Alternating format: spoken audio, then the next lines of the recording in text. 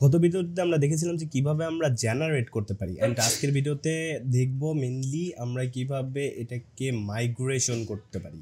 I mean আমাদের এই যে র এসকিউএলটা জেনারেট হইলো, এটাকে কিভাবে আমরা আমাদের সার্ভারে বা আমাদের মেইন যে ডাটাবেস যেখানে আমাদের সব ইনফরমেশন থাকবে সেইখানে কিভাবে আমরা মাইগ্রেশনটা সেন্ড করে দিতে পারি। সো সেইটা করার জন্য অ্যাজ লাইক দ্য সেম এরকমই একটা কমান্ড দিতে হবে। সো এর জন্য আমি একটা কাজ করতে পারি, এই যে কমান্ডটা আছে এই কমান্ডটার একটা টাস্ক আমি এখানে বানাই নিতে পারি যেন আমাদের এই কাজটা খুব সহজভাবে করা যায়। লাইক সে জেনারেট, অ্যান্ড জেনারেটারের ভেতরে বলতেছি Deno run and then dash dash node modules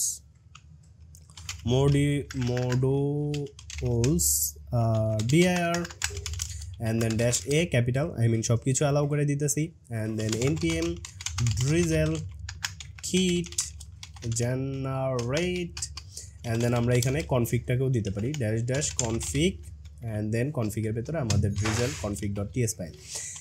and not only generate, আমাদের মাইগ্রেশনটাকেও দিতে হবে, এখানে অলরেডি সাজেস্ট করতেছে, সো আমি এটাকে ডিরেক্টলি দিয়ে দিতে পারি।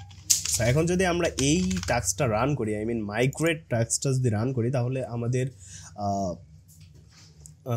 আমাদের এই যে এসকিউএলটা আছে এই এসকিউএলটা মাইগ্রেশন হয়ে যাবে। সো এখন জাস্ট লিখি যে Deno task migrate, okay, just hit enter and fail to resolve binary. Okay, এইখানে এক্সট্রা একটা জিনিস দিতে হবে, সেটা হচ্ছে আমাদের নোট মডিউল থেকে অনেক কিছু রিড করবে, কারণ ডিরেক্টলি তো এখান থেকে আমাদের drizzle config.ts ফাইল থেকে আমাদের .env-টাকে রিড করতেছে। এখানে যেটা আমি লিখছি যে deno.env.get, অ্যান্ড এখানে আমরা হচ্ছে ভেরিয়েবলের নাম বলে দিছি। সো দ্যাটস ওয়াই এইখানে আমাদের রানের আগে জাস্ট রান বলার দরকার নাই, Deno dash dash env, and then আমাদের নোট মডিউল যে ডিরেক্টরিটা আছে সেই ডিরেক্টরিটাকে দেখাই দিতেছে, অ্যান্ড দেন আমাদের হচ্ছে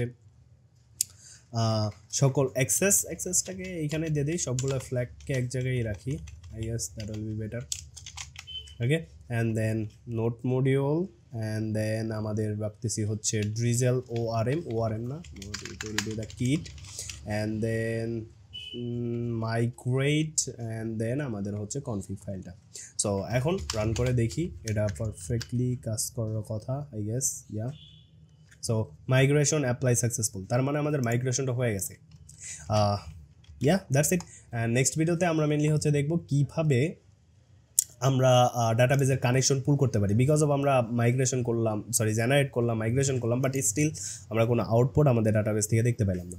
সো নেক্সট ভিডিওতে দেখি কীভাবে আমরা drizzle ডাটাবেজ কানেকশন পুল করতে পারি।